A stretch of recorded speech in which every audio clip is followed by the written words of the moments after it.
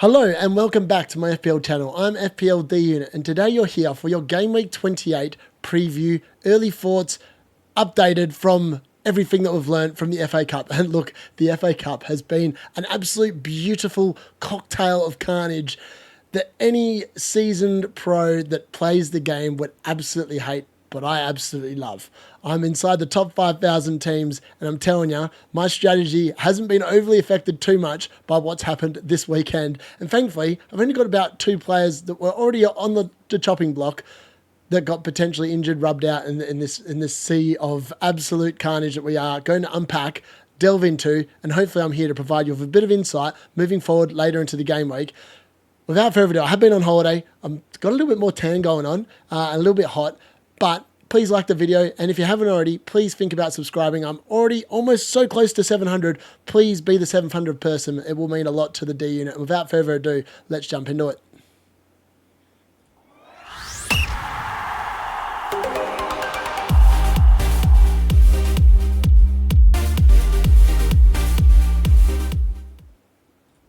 So, the Game Week 28 preview, the FA Cup carnage.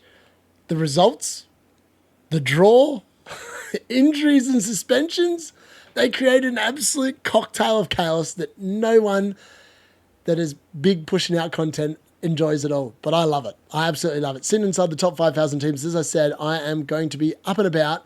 I've got a plan. I've already concocted a bunch of ideas that potentially will help me sustain my top 5,000 finish to the end of the season, potentially get even higher.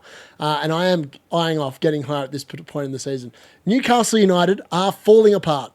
They are falling apart at the seams. They're getting players sent off. They're getting players injured. All the 3 most popular assets for Newcastle are now under flags. And one is definitely out for at least the next 3 games. So, look, unless obviously Newcastle United have said they are going to appeal the decision.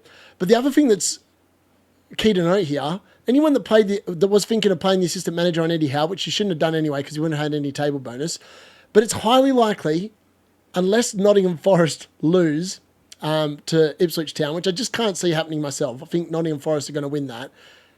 Newcastle United will not double in Game Week 33. They'll double in Game Week 32, which absolutely throws a lot of plans out the window, to the point now where I'm actively thinking of selling a couple of their players because of this reason, and we'll delve into it a little bit later on in this video, but it's definitely something to keep in mind and keep a note. Now, my favourite point I wanted to bring up this week was Bournemouth get revenge on Wolves as Cunha does a Tom. Now, if anyone doesn't know who a Tom is, he's in the Game Week 8 deadline stream, and he's in there, and you can just watch him, and that is Tom on a night out, absolute mouse. But sometimes Tom gets a little bit big of himself and thinks that he's a bit all that, and he'll try a bit of a fisticuff against people that probably shouldn't fisticuff against. And it's safe to say that Cunha didn't learn his lesson from earlier in the season and decided he wanted round 2, this time with some Bournemouth players, got himself straight red card this time, so there's no mucking around. He definitely will be suspended for 3 games, and if the FA are half decent, they're going to come down and suspend him even longer. So if you're one of those people, unfortunately, that made a move early to try and dodge that price rise, he's just burnt you hard. He's going to have to be transferred out. He's going to be missing games. You just can't carry him through with all the other players you're going to be carrying. It makes no sense. And these are the games you really wanted him for anyway, and now he's going to be missing for them. Absolutely lost his head. I don't know what else to say. He just lost his head, lost the plot. Bruno Fernandes, a shout out to that man. That's 3 games in a row now. He would have got 10 points plus probably in this game. He is carrying Manchester United. He is Manchester United. Forget the other 10 players that take the field with him. They're not worthy to wear the shirt. Bruno Fernandes is in a league of his own. Probably still a really good fantasy asset moving forward because, honestly, Man United are nothing without that man. If he did not play for Manchester United, I can guarantee Manchester United would be in the bottom 3 teams in the league. And I'm one of their fans, but we're god-awful. Thank God for Bruno. That's all I'm going to say on that. Pep Roulette was back, and it was in full effect in the FA Cup. Haaland was dropped. Phil Foden was playing in the false 9. Marmoush was out of the lineup. The thing is, you just don't know with Pep what you're going to get from week to week. It's always been one of my concerns buying into City, and he was at it again. Yes, it was Plymouth Argyle, so maybe we should expect that. But why is Phil Foden starting and Haaland and Marmoush aren't? That's what I want to know. I just don't get the man. He's so hard to read. It does make it problematic for when you are looking to buy City players in game week 29. It's just going to be interesting to see which way it goes from there. Liverpool, they get a much needed rest ahead of Southampton at home. But is Slot still going to rotate? Honestly, if you're making transfers this week, just don't do them. Don't do them. Just don't prevent yourself from accessing the site or accessing the app on your phone. You don't want to make any moves until after the European games. It's the knockouts of the Champions League this week. And I dare say that if Liverpool get a decent leg lead against PSG, they're probably going to play a full-strength team against Southampton. If it's a bit of a tight game or whatever, and there's a few concerns, you might see some mass rotation against Southampton, because in reality, Southampton are garbage. They're not even a Premier League worthy team. They're championship fodder. And I think Liverpool's under 18s could probably account for them and not even break a sweat. So that's all I'll say on that. It does make the captaincy debate, which I'll look at later in the game week, a little bit tough, because is Salah going to play enough minutes? Is Cole Palmer going to redeem himself? I don't know, but I'm going to unpack that later in the game week. So the FA Cup draw for the quarterfinals. Now, some interesting ties here, and I was hoping that you'd be able to predict who would potentially make it to the semi-finals from the quarterfinal draw, but my God, the only one I would say is a guaranteed tie is Aston Villa against Preston North End. I can't see Aston Villa losing that, and we'll talk about what that means, but it basically means that Aston Villa versus Man City, which is scheduled for game week 34, will blank. And that means that Man City and Aston Villa potentially might have a double game week 33. We don't know when it's going to be. We probably won't know when it's going to be until very close to game week 30, maybe even after game week 30 deadline, which is very unhelpful because the game week 30 deadline is after the international break. So we play game week 29, then there's 2 weeks off. They play the FA Cup games, and then it's game week 30 deadline midweek on like a Tuesday night. It's highly unhelpful. And the draw itself is not helpful at all. So Fulham versus Crystal Palace, I've seen this result before, and it went to Crystal Palace the last time. This is such an even fixture. If you look at the history of this fixture, they were 50-50 in terms of draws, wins for both sides at Craven Cottage. There is nothing to split these two teams. They're both having amazing seasons. That is so hard to call. Man City's form has just not been flash, so you can't say that they're a given against Bournemouth, especially since they have to travel to Bournemouth away, and Bournemouth have been super good at home this season. I'm not sure how much I like that fixture either, and trying to pick a winner from that. And then Brighton against Nottingham Forest, potentially. I'd say it's probably going to be Nottingham Forest. Just feels super hard to predict. I don't know which way that's going to go either. Forest really good defensively, but they've been shaky. But the last time they played Brighton, they spanked them 7-0. So, I mean, Ipswich might throw an absolute corker in the works and beat Nottingham Forest overnight, and then we'll know for sure. But some shocks from this round for sure. I actually thought Newcastle would beat Brighton. I thought Man United potentially might have beat Fulham. I did expect Wolves to lose to Bournemouth, and everyone else is already out. I mean, at the rate we're going, if Bournemouth beat Man City, the FA Cup is going to have a winner that we've not seen for a very long time, which is fantastic stuff. It does make the magic of the FA Cup feel a bit alive, so I'm quite excited about that. So what does it mean for the actual fixtures? So here it is. So we have 3 confirmed fixtures now for game week 34 after this weekend's results. Chelsea versus Everton will definitely be on. Liverpool versus Spurs will definitely be on. And Wolves versus Leicester will 100% be on. Now, the games are in doubt. Now, this is where it gets interesting. So as you can see there, Nottingham Forest play Ipswich. Now, whoever loses that game will play their fixture in 34. Now, I'm expecting it to be Ipswich, which means that Newcastle will not play 2 double game weeks in a row like Liverpool did. They'll only play 1 because that means their fixture against Ipswich will be a confirmed fixture in 34 and they won't have a second double game week, which is interesting. However, as you can see there, Crystal Palace versus Arsenal still in jeopardy. Bournemouth versus Man United still in jeopardy. Brighton versus West Ham still in jeopardy. Man City versus Aston Villa. I would say that is 100% guaranteed to blank from the fixtures and the results. Aston Villa will definitely beat Preston. If they don't, it's an absolute shock. Southampton versus Fulham still in doubt, and as we said, it's probably going to be Nottingham Forest versus Brentford still in doubt after tonight's results, but there will be a 4th fixture that's in there, and I'll update this graphic for Wednesday's video in relation to when I look at my updated chip strategy. But just to keep in mind, the blank teams are coming down. Like the blank fixtures are definitely coming down. It will come down again overnight, and we really don't know what's going to happen, but in reality, it's probably going to be a smallish blank game week because of the fact that, Fulham versus Crystal Palace, they play each other. One of those fixtures will be in, one of those fixtures will be out. That's guaranteed. So we're going to have at least 5 guaranteed fixtures on the other hand. Man City, as I said, against Aston Villa, that's 2 teams highly likely to make the thing. And then Bournemouth, so it's going to be Bournemouth, Man City. If Bournemouth win, that means that Man United will also blank. It's too early to look at that. The fixtures have just been annoying, and I don't want to confuse anyone. But at the moment, that's the fixtures that are in doubt. Those are the fixtures that are confirmed, and that's pretty much all you need to know. So, this graphic is not a graphic that a lot of people are going to be happy with, especially the bottom graphic. A lot of people actually have these 3 forwards in their forward line. Like, it's not unrealistic that you have Mateta, Cunha, and Isaac all in your forward line. Now, what I would say, Isaac missed the Liverpool game with a groin injury. I was actually surprised he started against Brighton, but the fact he limped off would suggest that he's re-aggravated the problem. And I would suggest that even though the West Ham Newcastle fixture is on Monday night next week, I just can't see any chance of them risking Isaac. So if you're going to move Isaac, it's probably this week. But most people are going to have other problems. Like, a lot of people have bought in Matheus Cunha this game week because he rose in price last game week, and he just rose in price over the weekend again.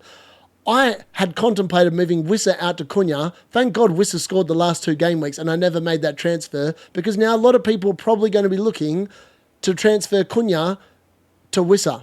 Similar price, save a bit of money, or Cunha to Wood. And I already have Wood and Wissa in my team, which means I've dodged a couple of bullets here, and I'm going to be saving a few transfers where others are probably going to have to be taking -4s, potentially -8s, depending on your squad and how it's looking. And in the run-up to blank game week 29, some people are going to be in absolute carnage. Maybe a free hit 29 is going to look a bit better now because of the fact that Newcastle, I honestly don't know. It's thrown it all around. I still think it's better to hold your free hit till game week 34, try and address your issues, and I would just recommend taking points hits.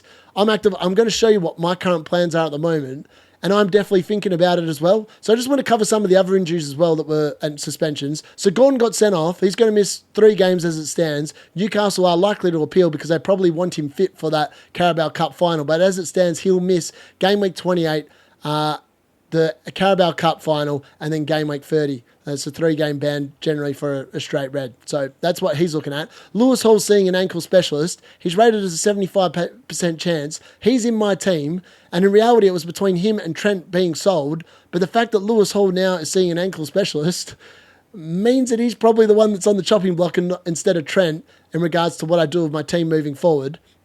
Dorgo obviously got sent off in the last Premier League game against Ipswich. That's relevant because he's going to miss game week 28, 29 and 30. Lots of people are looking at him as a potential option for Trent, for Hall, for anyone else that they had. He's no longer an option either. That wasn't from the FA Cup. I just whacked that in there for people's information. He's no longer an option. Matoma looks okay, but he also has 75% chance of playing. Hopefully he'll be all right, but it's another one to monitor, particularly if you have him in your team running up to the next week. Obviously, Brighton don't play until game week 28, so we're not going to know too much except from Herzl's press conference, and his press conference has been a little bit odd of late. And some injuries have just gone unreported, and then they're just missing from the team on game day. So I just wanted to flag that one. And then Lamptey obviously got himself sent off as well. Yeah, in that game of Gordon. So he was for 2 yellows. He's only missing the 1 game week, so that's all you need to know there. But highly disappointing. Cunha's one is definitely devastating for a lot of owners. And Matheus Cunha and Mateta combined, they've been brought in by, I think, 350,000 plus managers combined. It's insane. I feel very sorry for people that make early moves, particularly this time of the season. It's better to hold your moves until later on. Mateta, he's unlucky. He had 25 stitches put into his head. How that keeper thought that was ever a decent challenge is beyond me. That was stuff from like the 1960s, 70s. That dude needs a good wake-up call. That's not how you play football. That you can't be endangering people like that. It's just not on. And hopefully Mateta will be fine. But Glasner came out and basically said he wouldn't feature in the Ipswich game. So I take him on face value. He's one of them managers. And when he delivers a table bonus game on game, you've got to take that manager at face value. So on to my early transfer plans for game week 28. As I said, it's now Alexander-Arnold /Hall. And the two possibilities I'm looking at currently are 8 Nori and 1 Bissaka. Like, I'm torn. I don't necessarily have to make a move this week, but now that Lewis Hall is seeing an ankle specialist, makes me think that maybe I just make the move this week, get one of 8 Nori or 1 Bissaka in, and roll with those fixtures. Because in reality, Lewis Hall, if he's seeing an ankle specialist, they probably don't want to be risking him for West Ham prior to that cup final. A bit like Isaac, I wouldn't expect to see them against West Ham. I think they're likely to just hold them and save them for that game. So for me, it's probably more likely going to be Lewis Hall now. And the fact that he's starting to look like he's going to continue dropping in price with that news of that injury makes him more of a me wanting to sell him to save some squad value as well. So onto my current squad and potential Game Week 29 squad. I've currently got 3 different ideas about what I want to do. So this is the first one. This would require a -4 cost over the next 2 game weeks in order to field this for Game Week 29. Now, I could do 3 parts of this week and then worry about the last part the next week and take the -4 this week rather than next week, which I think might be preferable because I feel like a lot of people are going to be taking -4s this week. And I could bring in Haaland for Isaac. I could bring in Bowen for Palmer, which doesn't feel amazing this week, but I think Bowen against Newcastle now is looking pretty good with the fact that Newcastle definitely going to have their mind on the week after. Yes, Palmer has the easy fixture against Leicester, but it does concern me. And obviously, Alexander-Arnold stays now against Southampton at home. Wan-Bissaka obviously is on there, in for Hall. And then I've obviously got Jose Sarr in for Becker because of the fact that both my goal... Fabianski isn't blanking, but he's not playing, so I have to make a goalkeeper transfer. That's option number 1. So in option number 2, I can do this one for free. Now, it just means that I would play with no goalkeeper in Game Week 29, and I think that that's perfectly okay. So the 3 moves I would make here, I would actually hold off this week. I'd play Palmer this week. I'd just play a 3-5-2 this week, and we'll have a look at my squad and how it would look up like this week, potentially with Isaac missing again. But I actually quite like this one. Gibbs White obviously will have the Ipswich fixture in 29, which looks amazing. So I have Gibbs White, Wood, and Milenkovic, which sounds pretty damn good. I'd have Wan-Bissaka, obviously. I think it's the Everton fixture in Game Week 29 off the top of my head. Like, the team looks pretty good for Game Week 29. And I'd also have Haaland, easy captaincy decision then, and I'd get rid of Palmer to do it. Like, all these methods and routes to getting Haaland involve getting rid of Palmer.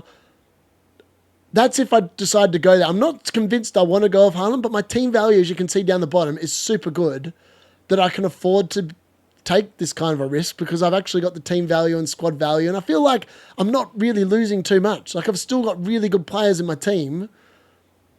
I don't know. Like, that's the second one I'm looking at. Obviously, this does require just playing with 10 players and hoping I don't get any injuries between now and then, but it would be free, and it feels pretty good. I can then also play a 3-4-3, which also does sound really good on paper when a lot of people are going to be playing 4-4-2. So for me, I just think that's something I really like the look of.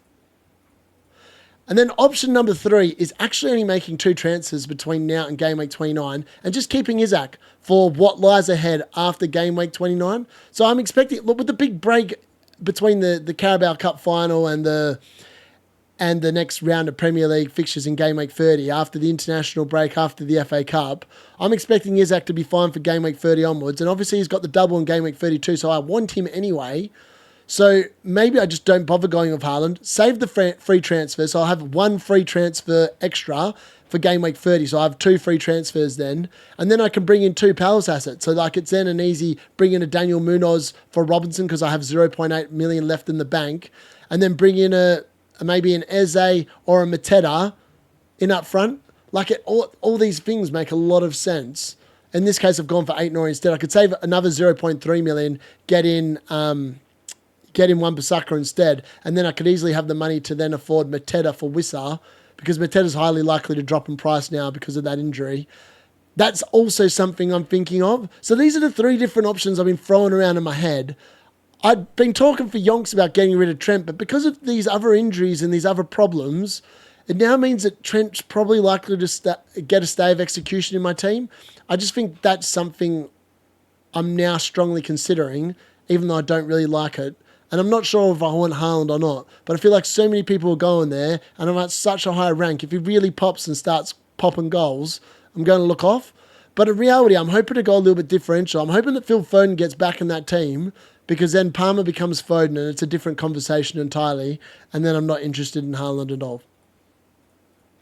So on to how the game week finished for me. Obviously, I did drop 1 point. Trent's bonus point actually got taken off him. So he went from 7 points down to 6. But 67 points in total was brilliant. Bowen, thankfully, didn't do too much damage to me. He only got the 6 points on the Monday Night Football, which seems like an absolute age ago. So my rank came in from 6,686 at the start of Game Week 27, and I finished at 4,687. Now, just a shout out to our new league leader, Shah Cash with me. He's on 1,985 points. He's on, I think he's ranked 356th in the world. So well done to him. Hopefully he can keep it going. And obviously Fenham was definitely the top scorer for the game week. I think it might have been revised down to 85 points, but I'm not 100% sure. So I don't want to sit there and do him a disservice. But look, lots of things to get excited about. And at the moment, this will be the exact team that rolls out this weekend. Milinkovic is probably going to be on the bench. Realistically, Hall would be on probably instead of Robinson. Or Kirkes. I'm not sure which one yet, but Kirkes has been great form in the FA Cup. Robinson looked really good in the FA Cup as well. I think there'll be a couple of concedes. I just can't see Hall starting, so that means why Hall's there. That's why potentially I might make a transfer this week and move him out. It will give me a better selection in the defence. But the team per se, the forward 7 players still look really good. So I feel like I can afford to just carry Isaac this week, because lots of people are going to be taking -4s to bring in probably one of the 2 forwards that are going to be playing for my team up there. I don't think many people are going to jump on Haaland against Nottingham Forest. I just don't think that makes a lot of sense, particularly since they're going to Nottingham Forest. I think it's going to be a lot more difficult game than people are giving them credit for. So for me, that's just something to keep in mind. So that's the end of my Game Week 28 preview. Hopefully that's shed a bit of light on the things that you need to have learned from the FA Cup and how it's going to affect your FPL fantasy teams moving forward. Look, I'm going to cover my new chip strategy on Wednesday. I've got a little bit more planning to do. As I said, I've just showed you some of the ideas behind my head between how I'm going to set my team up from now through to Game Week 29 and attack that blank. And then on the other side, realistically now, I'm probably not going to wildcard in 30 because I want to know when these doubles are going to happen, when these blanks, well, I know when the blank's going to happen, when are these doubles actually going to get rostered in, because I've still got my triple captain, I've still got my bench boost, and I'm actually, the more I get into it, the more I'm happy that I've already played my assistant manager, because I feel like the opportunity to chase the table bonus is not going to be there on many good teams left, because at the rate Oliver Glasner's going, he's not going to have table bonus against too many teams moving forward. Crystal Palace are an absolute tear as well, so it's just one of them things. But yeah, let me know in the comments how you went this game week, what questions you've got ahead of Game Week 28, and how you feel about the FA Cup action and what your current plans are and how badly affected your team has been. And make sure before you leave, like the video and please subscribe if you haven't done so already. That's been FPL D Unit with my Game Week 28 preview.